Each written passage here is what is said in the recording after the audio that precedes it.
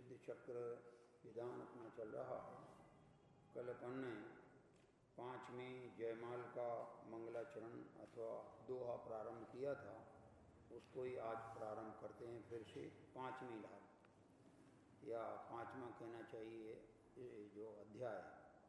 यहाँ लिखते हैं शिव गुण सरधा धार और भक्ति भाव है सार, केवल निज आनंद करी करूं सुजस उच्चार।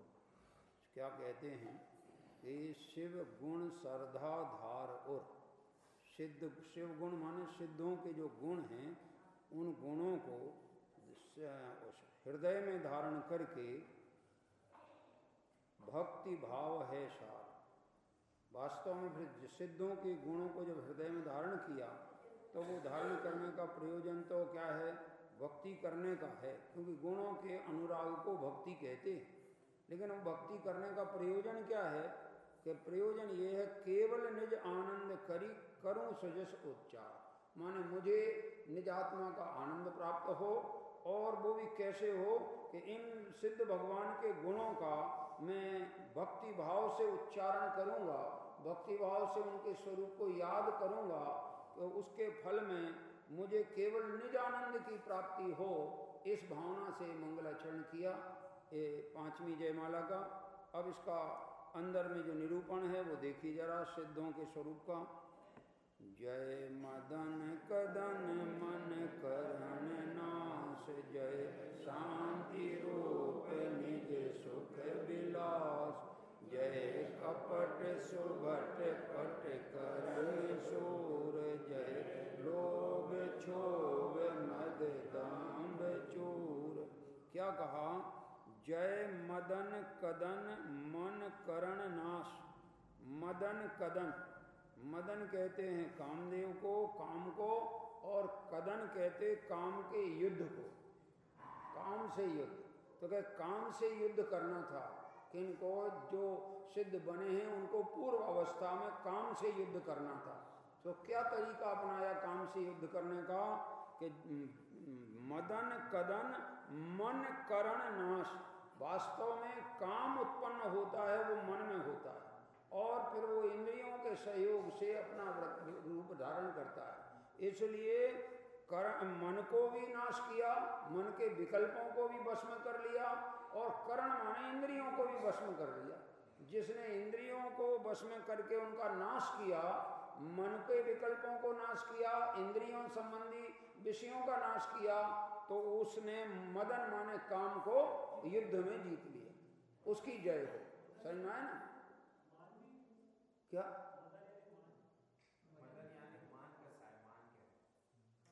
मदन? मदन माने यहाँ पर मदन शब्द जो बोलते हैं ये काम के लिए बोला जाता है। तो जिन्होंने काम के युद्ध में, देखो यहाँ आता है आपका महावीर अष्टक में भी ये बात आती है कि महावीर स्वामी ने काम को कैसे जीता। तो अनिर्वारोद्रेक प्रभवन जयी काम सुभटा, कुमारावस्थायाम मपि निजबलाद्येन विजिता, स्फुरन नित्यानंद प्रसम पद राज्याय सजना, महावीर स्वामी नयन पथगामी। यानी बिल्कुल कुमार अवस्था में, कुमार अवस्था कहो कि वास्तव में ये मदन के उदय की अवस्था को, उस काल में, उदय काल में जो जीत ले गए वो सबसे बड़ा विजेता कहलाता। किसके आश्रय से जीता उन्होंने? स्फुरन नित्यानंद, अपना जो नित्य स्वभाव था उसका जो, उसके आश्रय से जो अतीन्द्रिय आनंद प्रगटा, उसको तो उन्होंने कहना चाहिए स्फुरायमान किया, प्रकट किया, और उसके बल से काम को जीत लिया। इन्होंने भी जीतने का क्या तरीका बताया यहाँ कि जो काम से जो युद्ध हो गए तो उसे नाश करने का उपाय क्या है कि उसका कारण ढूंढो कि ये काम के पैदा होने के कारण कौन है। तो क्या मन और इंद्रिय। समझ में आएगी नहीं? आज जिसने मन और इंद्रिय के विकल्पों पर विजय प्राप्त कर ली, समझो उसने काम का नाश कर दिया, युद्ध में काम को नशा दिया और स्वयं ने विजय पा ली। ये लिखा है जय, जय माने जीत लिया, मदन कदन माने काम के युद्ध में मन करण, मन को भी जीत लिया, करण माने इंद्रियों को भी जीत लिया, उनका नाश कर दिया। नाश करने का अर्थ ही इतना होता है कि बस उस संबंधी भाव को जीत लिया, वो नाश करना कहलाता है। जय शांति रूप निज सुख विलास, उस इंद्रिय और मन को बस करके, काम को जीत करके निरंतर निज स्वभाव की शांति में, अपने स्वभाव के सुख रूपी आनंद में विलास करते रहते हैं, निरंतर मगन रहते हैं, क्रीड़ा करते रहते हैं। और आगे क्या किया इन्होंने, जय कपट सुभट पट करण सूर, वे सूरवीर बने। काय के लिए सूरवीर बने कि कपट रूपी जो सुभट है, मन मायाचारी का जो कहना चाहिए योद्धा है, उस योद्धा को तो इनने पट कर दिया। पट कर दिया माने हरा दिया उसको। देखो इतना ही तो है, जो तुम्हारे से बॉक्सिंग होती ना, तो उसमें कितना देर तक लड़ना पड़ता है, जब तक वो चित्त ना हो जाए, समझा ना। और उसके चित्त होने का भी काल है, वो 1 2 3 तक की गिनती पूरी जब तक ना हो, 2 की गिनती के पहले ही अगर वो उठ गया या उसको गिरा दिया तो वो अभी जीता नहीं कहलाएगा। इसलिए पट कर दे माने उसको चित्त कर दे, तो चित्त करना माने जीत लेना। अर्थ तो क्या है उसका, तो यहाँ लिखा इन्होंने, जय कपट सुभट पट करण सूर, आपने कपट रूपी योद्धा को भी जीत लिया है, आप सूरवीर हैं। जय लोभ क्षोभ मद दंभ चूर, और आपने लोभ, क्षोभ माने खेद का परिणाम, मद माने अहंकार का परिणाम, और उसका दंभ कहते हैं वास्तव में उसकी खुमारी एक प्रकार से, उसको आपने चूर कर दिया है, नाश कर दिया है। पर परिणति सो अत्यंत भिन्न, निज परिणति सो अति ही अभिन्न, आप पर परिणति से तो अत्यंत भिन्न हो गए हो, और निज परिणति में एकाकार हो गए हो, अभेद हो गए हो, अनुभूति में मग्न हो गए हो। इसके बल से आपने कर्मों को जीता, इसके बल से आपने चतुर्गति परिभ्रमण का अभाव किया, और इसके बल से आपने मोक्ष दशा प्राप्त की। अत्यंत विमल सब ही विशेष, आपके जितने भी भेद हैं, चाहे गुण भेद हो चाहे पर्याय भेद हो, वे सब अत्यंत निर्मल हैं, क्योंकि आपका स्वभाव निर्मल है। और निर्मल स्वभाव के आश्रय से जो पर्याय प्रकटती हैं वे निर्मल ही होती हैं। उन पर्यायों को विशेष कहते हैं, गुण भेद को विशेष कहते हैं और पर्याय भेद को भी विशेष कहते हैं। तो जितने भी आपके भेद हैं विशेष गुण पर्याय, वे सब कैसे हैं, अत्यंत विमल, अत्यंत निर्मल है। मल लेस शोध राखो न शेष, और आपने जो द्रव्य कर्मल, भाव कर्मल, नो कर्मल जितना भी था इस आत्मा के संयोग में जो तीनों प्रकार के मल थे, उन सब मल का अभाव किया, शोध दिया माने अलग कर दिया, और शेष बिल्कुल भी मैल नहीं रखा है। शेष माने जरा सा भी अंश मात्र भी, लेश मात्र भी मैल आपने पास नहीं रखा, इसलिए आपने समस्त मल को हटा दिया। ऐसा आपने स्वाभाविक स्वरूप को प्रकट किया। मणिदीप सार निर्विघ्न ज्योति, आपकी जो ज्योति है ज्ञान ज्योति, वो कैसी है, जैसे दीपकों में सारभूत दीपक कौन है, मणि दीपक, क्योंकि अन्य दीपक तो पराधीन होते हैं, तेल से जलते हैं, बाती से जलते हैं, बाती खत्म हो जाए तो बुझ जाएंगे, तेल खत्म हो जाए तो बुझ जाएगा, और हवा चले तो बुझ जाएगा। लेकिन जो मणि दीप होता है, न उसे तेल की जरूरत होती है, न उसे बाती की जरूरत होती है, न वो तूफान से माने कहना चाहिए बुझ सकता है। जैसे मणि का दीपक बिल्कुल अचल रहता है, चलायमान नहीं होता है, बुझता नहीं है, घटता बढ़ता नहीं है, ऐसे आपका जो केवल ज्ञान दीपक है, वो केवल ज्ञान दीपक भी आपका अचल बना रहता है, वो कभी चलायमान नहीं होता है। इसलिए मणिदीप सार निर्विघ्न ज्योत, आपकी जो ज्ञान ज्योति है वो निर्विघ्न है। इन लौकिक दीपक की ज्योति तो विघ्न वाली होती है, लेकिन इस दीपक की ज्योति जो है ज्ञान दीपक की, वो निर्विघ्न है। और ये ऐसे ही जैसे मणिदीप की ज्योति निकलती है, वो भी निर्विघ्न होती, उसको भी कोई विघ्न नहीं आता है कि तेल खत्म हो गया तो बाती जल गई, क्या हवा चल गई तो बुझ जाए, ऐसा नहीं। ऐसे केवल ज्ञान ज्योति किसी भी कारण से बुझने वाली नहीं है, घटने वाली नहीं है, छीन होने वाली नहीं है, अचल बनी रहेगी। बिल्कुल धारा प्रवाह चलेगी, लेकिन अचल रहेगी, वो ही धारा एक सी बहती रहेगी, घटबड़ कभी होने वाला नहीं। तो यहां लिखा मणिदीप सार निर्विघ्न ज्योति स्वाभाविक नित्योद्योत होत। ये ज्योत जो है अपने केवल ज्ञान की जो ज्योत है वो स्वाभाविक है, नित्य है और नित्य प्रकाशमान रहती है। उद्योत होत माने उद्योत प्रकाशमान होती रहती है, उससे प्रकाश होता रहता है। त्रैलोक शिखर राजत अखंड, आप तीनों लोक के शिखर पर अखंड विराजमान हैं, वहां सुशोभित हो रहे। और क्या लिखा, संपूर्ण द्युति प्रगति प्रचंड, वहां पर विराजमान रहने पर भी आपकी जो तेज है, आपका जो ज्योति है, आभा है, वो संपूर्ण ज्योति आपकी तेज जो है वहां प्रकट हो गया है।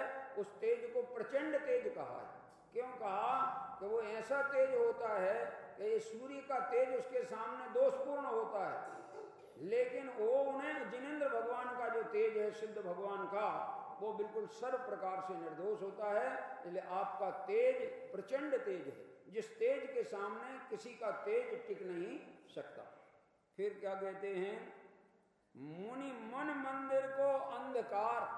देखो मुनिराज के मन में भी कुछ अंधकार रहता है कि हाँ रहता है। जब तक केवल ज्ञान दशा ना प्रगटे तो 12वें गुण स्थान तक कोई ना कोई प्रकार का अंधकार बना रहता है, छायोपशमिक जनित अंधकार रहता है।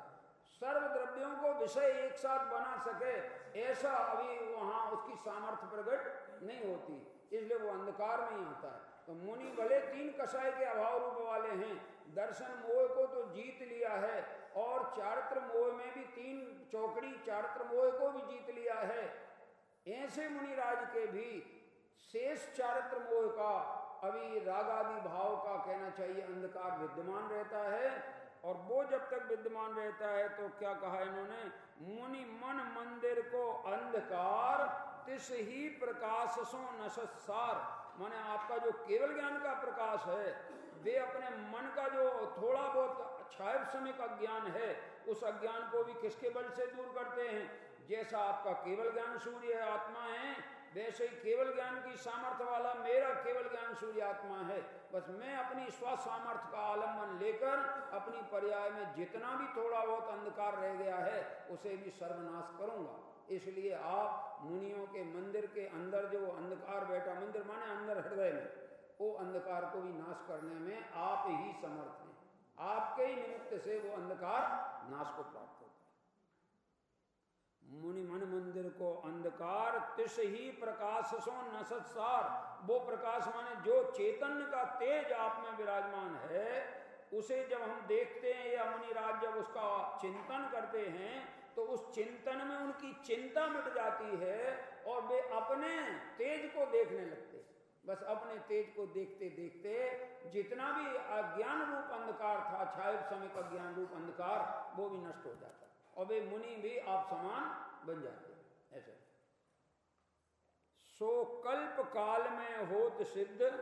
कल्प काल कहलाता है ये अवसर्पणी और उत्सर्पणी का जो 20 कोड़ा कोड़ी सागर का समय बीत जाता है तो एक काल कहलाता है, कल्प काल कहलाता है। इस प्रकार से कल्प काल में जितने भी सिद्ध होते, दोनों अवसर्पणी और उत्सर्पणी में जितने भी सिद्ध होते हैं, वे कैसे होते हैं, तुम छिन ध्यावत लहिए प्रसिद्ध। अच्छा हाँ, एक लाइन छूटी है, बराबर, जो एक लाइन ऊपर की छूटी है। सो सुलभ रूप पावे न अर्थ। देखो मुनिराज के मन मंदिर का अंधकार आपके स्वरूप के चिंतन से ही नाश को प्राप्त होता है। ऐसा जो ज्ञान प्रकाश आपसे प्राप्त होता है, सो सुलभ रूप, वो ज्ञान प्रकाश है तो सुलभ। सुलभ इसलिए है कि वो अपने अंदर से आता है, इसलिए सुलभ। लेकिन पावे न अर्थ, जो जीव उसके रहस्य को नहीं पाता है, तिस कारण भव भव भ्रमे व्यर्थ। वो जब तक उस सिद्ध स्वरूप का रहस्य नहीं पाता है तब तक भव भव में परिभ्रमण व्यर्थ में करता रहता है, चतुर्गति परिभ्रमण होता रहता है। जो कल्प काल में होत सिद्ध, कल्प काल में जितने भी सिद्ध होते हैं वे तुम छिन ध्यावत लहिए प्रसिद्ध। तुम्हारे स्वरूप को क्षण भर ध्यान करते हैं, एकाग्र अचल स्वभाव में हो जाते हैं, तो उनके लिए वास्तव में वो नाश को प्राप्त होता है और उस अर्थ को वे सुलभ रूप में प्राप्त कर लेते हैं। तो जो कल्प काल में हुए सिद्ध, तुम छिन ध्यावत लहिए प्रसिद्ध, तुमको क्षण भर या अंतर मुहूर्त स्मरण करके वे प्रसिद्ध दशा सिद्ध दशा को प्राप्त करते। भविपतन भविपतन को उद्धार हेतु, आप भव में पतित जो लोग हैं, भव में पतित जो जीव हैं, उनके उद्धार के हेतु कारण हस्तावलंब तुम नाम देत, तुम्हारा नाम लेना हस्तावलंबन तुल्य है। जैसे छोटे बच्चे को चलने के लिए पहले माता या पिता या जो भी परिजन हैं उनके हस्तावलंबन की जरूरत पड़ती है, अंगुली पकड़ के उसको चलना सिखाना पड़ता है। और फिर ज्यों-ज्यों वो सधने लगता है तो फिर 3 पहियों वाली गाड़ी से भी वो अपना चलना सीख जाता है। और आजकल तो वो बैठ करके भी चलने वाला होता है। तो इस तरह से वो चलना सीखता है। लेकिन उस समय वो जो उनको हेल्प मिली है वो कितनी कीमती है, उसके बिना क्या वो सीखें। इसलिए यहाँ पर लिखते हैं कि जिनेंद्र भगवान, सिद्ध भगवान, आपका जो नाम है वो पतित जीवों का उद्धार करने में ऐसा निमित्त बनता है जैसे हस्तावलंबन औरों को खड़े होने में निमित्त बनता है, ऐसा हस्तावलंबन तुल्य है। तुम गुण सुमरण सागर अथाह, तुम्हारे गुणों का जो सागर है वो तो अथाह है, उसको स्मरण करना गणधर शरीक नहीं पार पाए, उसका स्मरण तो गणधर भी नहीं कर सकते पूरा, उसकी थाएं तो गणधर भी नहीं ले सकते हैं, इतना महान है। तो भी जो भवदधि पार अभव्य रास, पावे न वृथा उद्यम प्रयास, भले तुम्हारे गुणों का समुद्र रूप अथाह सागर है, गणधर शरीक है उस अथाह सागर का पार नहीं पाते हैं, लेकिन इस जगत में जो भवोदधि पार अभव्य रास, जो अभव्य जीवों की राशि है, मान जितने भी जगत में अभव्य जीव हैं वे उस भवदधि को पार नहीं करते। क्यों नहीं करते हैं? क्योंकि उनके अभव्यपना होने से, रत्नत्रय प्रकट करने की योग्यता नहीं होने से, आत्मा की अनुभूति प्रकट न होने से, आत्मा का ज्ञान न होने से, आत्मा की रमणता न होने से मुक्त दशा की प्राप्ति उनको कभी भी अनंत काल में नहीं होती। क्योंकि जब तक सच्चा कारण ना अपनाओ तब तक कार्य की सिद्धि नहीं होती। तो सच्चा कारण मोक्ष का तो है सम्यक दर्शन ज्ञान चारित्र। तो जो भव्य होते हैं उनमें रत्नत्रय प्रकट करने की योग्यता होती है, पात्रता होती है, और उनकी काल लब्धि आती है, उन्हें रत्नत्रय की प्राप्ति हो जाती है। लेकिन जो अभव्य होते हैं वो मूंग की एक घेवरा होता है, मूंग की दाल होती ना, हाँ, जिसको भी बोलो वो कभी चुरती नहीं है, उसको कितने ही चुरोया जाए चुरती ही नहीं है, ऐसा स्वभाव। ये अभव्य को भी कितने ही पुरुषार्थ करे बेचारा, मुनिपना धार के अनंत बार मुनि बन जाए, समझ में आया, फिर भी वो मोक्ष नहीं पा सकता। और अभव्य तो जाने दो, अभी तो भव्य जीव अनंत बार मुनि बन चुके, केवल उन्होंने इसीलिए नहीं प्राप्त किया है आज तक कि भेद विज्ञान प्रकट नहीं किया। क्योंकि जितने सिद्ध बने हैं वे सब भेद विज्ञान से बने हैं, और जितने संसार दशा में वर्त रहे हैं वे भेद विज्ञान के अभाव में।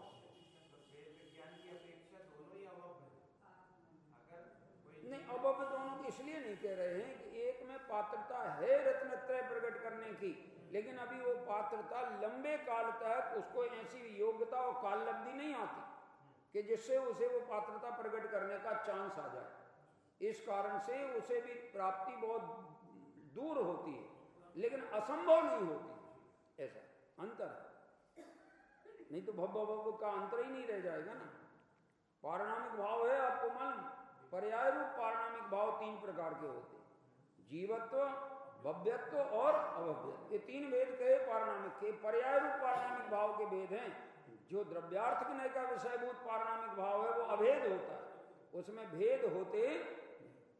तो यहाँ जो जीवत्व कहा, 10 प्राणों से अपन जिंदा है। अभी भी अपन जो किसी का निधन मानते हैं वो 10 प्राणों का संयोग छूटा और माना हमने निधन हो गया। डॉक्टर को दिखाते ना, डॉक्टर ने देखा नाड़ी बंद हो गई, यानी श्वास बंद हो गई, ऐसे में श्वासोच्छ्वास आना बंद हो गई, आयु समाप्त हो गई, पांचों इंद्रियों ने काम करना बंद कर दिया है, मन बल वचन बल काय बल रहा नहीं शरीर के अंदर है, चेतन आत्मा निकल गया है, तो वो 10 प्राणों का जो वियोग होता है उसको व्यवहार में, चूंकि वे 10 प्राण जीव के अनादि से चल रहे, अनंत काल बीत गया है, उन 10 प्राणों से लोक व्यवहार में उसकी जिंदगी चलती है, और वो जिंदगी चली गई तो समझ लीजिए उसको जीवत्व प्राण का अभाव हो गया। आश्चर्य तो ये है, सिद्ध भगवान में तीनों प्रकार की बातें नहीं होती, अभव्यत्व तो होता नहीं है, इसलिए वो प्राण ना होने की बात ही नहीं, लेकिन भव्यत्व होता है, पर भव्यत्व का व्यवहार संसार में होता है, सिद्ध दशा में भव्यत्व का व्यवहार नहीं होता, सो भव्यत्व का भी अभाव हो जाता है सिद्ध दशा में। और जीवत्व माने जहां शरीर छूटा तो जितने भी तुम्हारे 10 प्रकार के प्राण हैं वे भी चले जाते हैं। अब बताइए, बिना प्राण के सिद्ध भगवान जीवित हैं कि नहीं हैं? तो काय के बल पे जीवित है, अपने चैतन्य प्राण से जीवित है, जीवत तो शक्ति से जीवित है, चिति शक्ति से जीवित है, दर्शन ज्ञान से जीवित है, समझ में आएगा नहीं? ये उनका स्वभाव है, दर्शन ज्ञान से जीवित है और सर्वज्ञत्व स्वभाव और सर्वदर्शित्व स्वभाव से जीवित है, चेतन के प्रकाशत्व स्वभाव से जीवित है, ये सब उसमें गर्भित होते हैं जीव में। समझ लेना आप कि जितने भी भेद हैं वे सारे भेद प्रभेद उच्चेतन स्वभाव के हैं। तो वास्तविक जीवन सिद्ध भगवान का है। हाँ, वास्तविक जीवन सिद्ध भगवान का है। वास्तविक जीवन हमारे पास भी है, लेकिन हमारी अभी पर्याय में वो वास्तविक जीवन प्रकट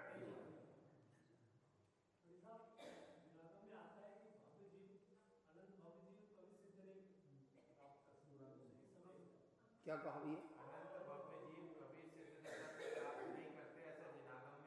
हाँ, तो अनंत भव्य जीव भी नहीं जाते हैं तो नहीं करते, जो दूरांदूर भव्य होते हैं उनको ऐसा अवसर ही नहीं मिलता है कभी भी कि वे तत्व विचार कर सकें, तत्व को सुन सकें और आत्मा को समझ सकें, इसलिए उनके में पात्रता होते हुए भी उनके उस पात्रता का लाभ नहीं मिलता। आगम में दृष्टांत आया है, सुनो, दो दृष्टांत आगम में आए। अभव्य के लिए तो बांझ बंध्या स्त्री का दृष्टांत आया, तो बंध्या स्त्री के पात्रता ही नहीं है कहना चाहिए संतान को जन्म देने की, इसलिए वो तो कोई भी प्रकार का संयोग होने पर भी उसके संतान का जन्म नहीं होगा। ये अभव्य जीव को कोई का संयोग मिले लेकिन वो जीव सुलटेगा नहीं, वो सम्यक दर्शन भेद ज्ञान प्रकट नहीं करता। भव्य जीव में ऐसा है कि पात्रता तो है, लेकिन जैसे उदाहरण दिया आगम में कि जैसे कोई विधवा स्त्री है, उसका पति गुजर गया है और वो सदाचारणी है, तो वो कोई अन्य के साथ तो शादी करेगी नहीं, वो तो शादी तो एक ही होती है सतियों की, तो होवे भी तो हैं, इसलिए दूसरी कर सकती नहीं, मगर उसमें संतान को जन्म देने की पात्रता है पर दे नहीं सकेगी। समझ में आया? ये दृष्टांत है, यानी पात्रता का अभाव नहीं हो गया, लेकिन उसको अब वो निमित्त ही नहीं बन पाने वाला, वो पर्याय चली जाएगी, वो निमित्त नहीं बन सकता। क्यों? उसका भी तो एक अपना स्तर है ना, तो सती का भी एक स्तर होता है ना। आगे देखिए, जो कल्प काल में होत सिद्ध तुम छिन ध्यावत लइए प्रसिद्ध, भवि पततन को उद्धार हेतु, भव में पतित जीवों का उद्धार करने के लिए आप हेतु माने कारण हैं, और आपका कारणपना भी ऐसा है, आपका नाम लेना भी ऐसा है कि हस्तावलंब तुम नाम दे, तुम्हारा नाम मात्र जो है हस्तावलंबन देने वाला सिद्ध होता है। तुम गुण सुमरण सागर अथाह, तुम्हारे गुणों का स्मरण करना तो ऐसा है कि ये गुण हैं वे अथाह सागर के समान हैं, जो कोई था नहीं पा सकता। गणधर शरीक नहीं पार पाए, जो भवदधि पार अभव्य राशि, जो अभव्य राशि है वो भवदधि पार होना चाहे और उसके लिए बहुत उद्यम करे, पर उसका वह उद्यम व्यर्थ होता है, वो भवदधि का पार पा सकता नहीं। जिन मुख द्रह सो निकली अभंग, अब आई जिनवाणी गंगा, जिन मुख द्रह सो निकली अभंग, अति बेग रूप सिद्धांत गंग, वीर हिमाचल ते निकसी, गुरु गौतम के मुख कुंड धरी है, मोह महाचल, मोह रूपी महान पर्वतों को भेदती हुई जाती है। भेद चली जग की जड़ता तप दूर करी। तो ये सिद्धांत गंगा बहती है और उस सिद्धांत गंगा में लहरें रहती। जिस गंगा में, जिस नदी में लहरें होती हैं उसका जल मलिन नहीं होता, ऐसा नियम। क्योंकि जल की लहरों का ऐसा स्वभाव है कि विजातीय चीज वो पानी में जैसे आती है तो उसकी लहरें किनारे लगा देती हैं, बीच में उसके साथ नहीं रह सकती। कोई सा भी कचरा कूड़ा होगा वो नियम से लहरों के द्वारा किनारे पे लग जाएगा। समझ में है ना, ये कचरा किनारे पे इकट्ठा हो जाता है। वे सप्तभंग तरंगे हैं। अगर जिनागम की गंगा बह रही है महावीर के काल से आज तक आचार्यों के माध्यम से, और इसी में किसी जीव ने इसमें विकृति पैदा कर दी है, उल्टी मान्यताएं भर दी हैं। जैसे पद्म पुराण में रविशेणाचार्य ने बहुत सी मान्यताएं श्वेतांबर मत की भर दी हैं। पंचामृत अभिषेक लिख दिया है। जिनसेन आचार्य हुए दूसरे भट्टारक जिनसेन, उन्होंने हरिवंश पुराण में पंचामृत अभिषेक लिखा है। तो ये सब बातें भर तो दी हैं, लेकिन अभी भी हमारे पास जिनागम का सप्तभंग तरंग रूपी तरंग चल रही है, उसके बल से इनको हम शुद्ध कर लेते हैं। हम पूर्व के जिनागम से मिलाकर उसके उनकी लहरों में वो मेल नहीं दिखाई देता है। इसमें कहां से आ गया, निश्चित किसी ने डाला। समझ में आया? मैं अपने जीवन का एक बहुत बढ़िया काम करने का विचार कर रखा हूं और दृढ़ निश्चय से कर रहा हूं डेली। वो यही है कि अभी कुछ ठगों ने एक 45 या 50 पेज ऐसे निकाले हैं जो बड़े बड़े ग्रंथों के एक एक पेज की फोटो कराई, और उसमें वो फोटो कराई है जिसमें 20 पंथ हमनाए की सब बातें, स्त्री अभिषेक, स्त्री प्रक्षाल, स्त्री के द्वारा प्रक्षाल अभिषेक सब लिखा है, और तुम्हारे पंचामृत अभिषेक लिखा है। इनका तो वो प्रचार करने को उन्होंने 50 पेज निकाल के प्रमाण छाप दिए। समझ में आए ना? प्रमाण छाप कर नीचे एक और रेपर वाला वो लगाया है उन्होंने, लेटर है ज्ञानमती माता जी का, उसमें उन्होंने विद्वानों को संबोधन किया है। ये जिनवाणी में ये बातें लिखी हैं, इसका अभिनय मत करना, इसका प्रचार करना, ऐसे लिखा उसमें। ऐसे नहीं, हाँ तुम्हारा कर्तव्य नहीं, तुम्हारी विद्वता किस काम की। मैंने कहा बहुत बढ़िया, यानी विपरीत पंथ का जिनागम के विरुद्ध प्रचार करने के लिए विद्वता मिलती है कि जिनागम को संशोधित करके अपने जीवन में, औरों के जीवन में संशोधित उतारने के लिए विद्वता मिलती है। ऐसे तो सबसे पहले ये प्रयास किया था जुगल किशोर जी मुख्तार साहब ने। उन्होंने 4 ग्रंथ छापे, उनका नाम है ग्रंथ परीक्षा, और उसमें करीब 10 ग्रंथों की उन्होंने परीक्षा करके रख दी और दिखा दिया कि कैसी मिलावट, कैसा इसको विकृत किया गया, कैसे श्लोक कहाँ कहाँ से लिए गए, कुछ कैसे स्वयं बना करके मान्यता का पोषण करने का उपाय किया गया। ऐसे 4 ग्रंथ तो अपने पास हैं। ग्रंथ परीक्षा प्रथम भाग, ग्रंथ परीक्षा द्वितीय भाग, तृतीय भाग और चतुर्थ भाग। और इनका परीक्षण करने वाले 2-3 और हैं, जैसे जैन निबंध रत्नावली, युगवीर निबंधावली और विद्वज्जन बोधक, ऐसे बड़े ग्रंथ हैं जिनके अंदर परीक्षाएं की गई।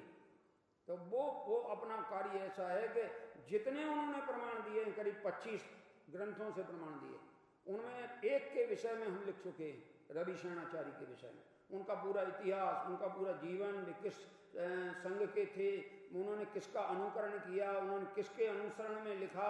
तो एक विमल सूरी हुए हैं श्वेतांबर में, उन विमल सूरी का अनुसरण करके पौन चरई करके एक ग्रंथ छपा है उनका, और उसका अनुसरण करके पूरी कथा उन्होंने ली।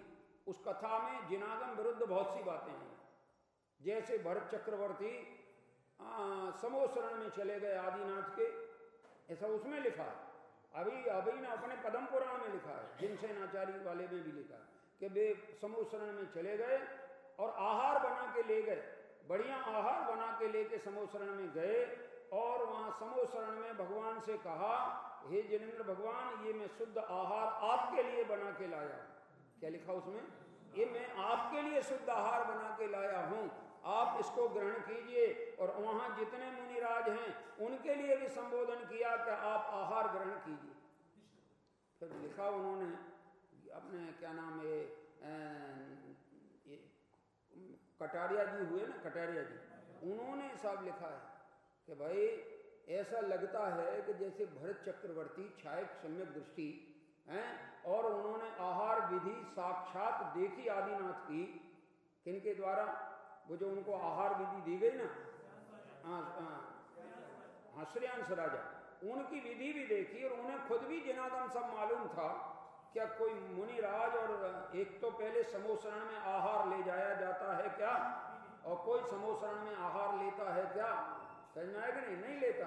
और इन्होंने ये सब दिखाया है, ये आगम विरुद्ध बातें हैं और इनको हम नहीं जानते। हमारे मंदिरों में भले विराजमान हैं ग्रंथ, लेकिन मालूम नहीं। और मैंने ये बात एक बार कही भी थी कुछ लोगों से, कुछ प्रतिष्ठाचारियों से, कि भैया इतना बार कर लो आप माना मैंने कि प्रतिष्ठाचार्य होने के नाते आप विधाता हो, लेकिन ये पक्का समझ लो कि जिनवाणी में कहाँ गड़बड़ी है इसके तुम विधाता नहीं। वो गड़बड़ी विद्वान ही बताएंगे, और वो गड़बड़ी को जानकर ऐसे जिनमें सिद्धांत विरुद्ध बातें लिखी हैं इनकी स्थापना और बोली मत लगवाओ और ये वहां विराजमान मत करो। क्या कहा? माने ही नहीं। वो तो ज्यादा ग्रंथ विराजमान कराना है, तो अब ज्यादा लाएं कहां से? तब जो भी है वही सही, ऐसे चलता है। इसलिए इनकी जब कलई पूरी खुल जाएगी और एक एक पर एक एक बुकलेट भी आएगी और एक संयुक्त ग्रंथ भी आएगा, समझ में आया? तब समझ में आएगा, समाज जागेगी। और ये हमें तो अपनी खबर ही नहीं। हमारे तो जो असली रजिस्ट्री हैं भी लोगों ने चुरा ली हैं और नकली हमारे यहाँ रख दी है। अब जब भजाने का काल आएगा तो हम ठगाए जाएंगे, हमारे पास कुछ मिलेगा नहीं, और ये ठग वाले जो हैं चले जाएंगे ठग कर। ऐसा इसलिए देखो अंतिम बात, अंतिम में यहाँ ये लिखा है कि जिन मुख दृश्यों निकली अभंग सो बेग रूप सिद्धांत गंग नए सप्त भंग कल्लोल मान। उसमें नए सप्त भंग की कल्लोलें उठती हैं, तीनों लोक बही धारा प्रमाण, और वो धारा प्रमाण तीनों लोक में बही है। इसमें अभी 4 पद रह गए हैं, आज का टाइम हो गया है क्या टाइम है? तो हम 5 मिनट ले लेते, हो जाएगा। आगे लिखा सो द्वादशांग वाणी विशाल, जो गंगा नदी बहती हुई आई है जिनवाणी गंगा, वो द्वादशांग रूप में गूंथी गई है। द्वादशांग वाणी विशाल ता सुनत पढ़त आनंद रसाल, जो उसको सुनते हैं पढ़ते हैं उनको आनंद की प्राप्ति होती है, आनंद रस की प्राप्ति होती है। याते जग में तीर्थ सुधाम, उस जिनवाणी गंगा को तीर्थ कहते हैं। लोक में जगत में जो गंगा नदी है लोग उसको तीर्थ कहते हैं। गंगा नदी वो तीर्थ नहीं है, ये जो जिनवाणी गंगा निकली है वीर हिमाचल से, ये तीर्थ है, क्योंकि ये जिसके हृदय में प्रवेश करती है मिथ्यात्व का ध्वंस करती है और सम्यक का प्रकाश करती है। इसलिए सो जग में तीर्थ सुधाम, याते जग में तीर्थ सुधाम कहलायो है सत्यार्थ नाम। इसलिए सच्चा तीर्थ तो जिनवाणी गंगा ही है, अन्य तो तीर्थ कहने के हैं, वास्तव में तरने के कारण नहीं। सो तुम ही सो है सोवनी, तो आप सिद्ध भगवान, आपका स्वरूप वर्णन करने वाली होने से ये जिनवाणी गंगा की शोभा है। सिद्ध के स्वरूप का वर्णन करती है, आपके स्वरूप के कारण ये शोभनीक है। नातर जल सम बहे जो ठीक, नहीं तो फिर ये जल तो सब नदियों में बहत रहे थे, कोई भी नदियां पवित्र नहीं कहलाती, पर ये गंगा नदी इसलिए पवित्र है कि इसमें जो सम्यक दर्शन ज्ञान चर्त की एकता का अमृत बह रहा है, इसको जो भी पी ले वो भी वास्तव में तीर्थ बन जाता है। हमने तो ये भजन पढ़ा है मुनिराज के विषय में भूधरदास जी का, ते गुरु मेरे उर्वशो तारण तरण जहाज आप तरें पर तारही ऐसे श्री ऋषिराज। और उसमें अंतिम लाइन लिखी, ते गुरु जहां चरण पड़े तहां तहां तीर्थ हो। गुरु के चरण जहां पड़ जाएं वो नगर वो ग्राम तीर्थ बन जाता है, वहां के सब यात्री रहने वाले तीर्थ यात्री बन जाते हैं। तीर्थ यात्री की भावनाएं पवित्र होती हैं, समझ में आए ना, क्योंकि तीर्थ करने जा रहा है।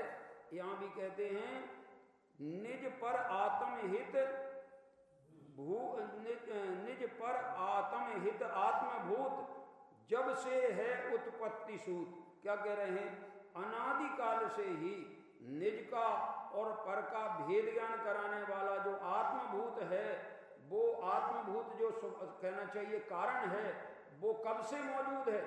जब से दुनिया चली है तब से ये जिनागम चला है। जिनागम कब से चल रहा है? जिनागम की परंपरा कब से चल रही है, इस सिद्धांत की गंगा कब से बह रही है, जब से उत्पत्ति सूत्र है। तो उत्पत्ति सूत्र अनादि का है, तो जिनवाणी गंगा कब की, ये अनादि। ज्यों महाशीत ही हिम प्रवाह, जैसे महा जो ठंडा जो इसका प्रवाह हो गए, हिम माने होता बर्फ का प्रवाह है, वो जो है जिनके लिए अग्नि का दाह पैदा हुआ है, अग्नि से जल गए हैं, उनकी दाह मिटाने को वो जो शीत प्रवाह होता है वो मिटाता है। लोक में भी अभी कोई जल जाता है कि अच्छा बर्फ फेर दो उस पर, ऐसा करते तो जरा ठंडक आ जाएगी, एकदम जलन नहीं होगी। तो यहाँ भी ये कह रहे हैं जो महाशीत ही हिम प्रवाह है, जो हिम का प्रवाह है, बर्फ का प्रवाह है, मैटन समर्थ है अगन दाह, अग्नि की दाह को मैटने में समर्थ है। त्यों आप महामंगल स्वरूप पर विघ्न विनाशन सहज रूप, ऐसे आप भी मंगल स्वरूप हैं और सभी के विघ्नों का विनाश करने के लिए आप सहज उपलब्ध हैं, सहज स्वरूप है। संत दीन तुम भक्ति लीन, संत कवि तो वास्तव में पतित है, दीन है, आपकी भक्ति में लीन है। सो निश्चय पावे पद प्रवीण, आपकी भक्ति करने वाला संत भले कितने दीन रहा आया हो, अब आपकी भक्ति की है, अब वो पतित नहीं रहेगा, अब वो पावन बन जाएगा और वो निश्चय पद को प्राप्त करेगा। निश्चय पद माने मोक्ष पद को, आत्म पद को प्राप्त करेगा। ताते मन बचतन भाव धार, इसलिए मन से, वचन से और तन से भावना करके तुम सिद्धन को मम नमस्कार, आप समस्त सिद्धों को मेरा नमस्कार, मन से, वचन से और काया से नमस्कार है। और हमारा प्रयोजन ये है कि आप जैसे मुझे बनना। ये 5वीं लाल पूरी हुई है, इसमें दोहा।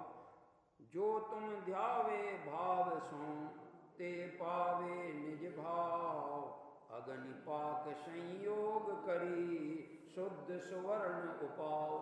जो तुम्हें भावपूर्वक ध्यान करते हैं वे निज भाव को पा जाते, ते पावे निज भाव। जैसे अग्नि पाक संयोग करी, अग्नि के जो अग्नि सोने को शुद्ध करने के लिए जलाई जाती है, पकाई जाती है, जिस अग्नि में सोना पकाया जाता है, उस अग्नि का संयोग जब सोने को मिलता है, कहना चाहिए खोटे सोने को, तो उस पाक के संयोग में सोना कैसा हो जाता है, शुद्ध हो जाता है। ये लिखा है इन्होंने, देखो, अग्नि पाक संयोग करी शुद्ध स्वर्ण उपाय।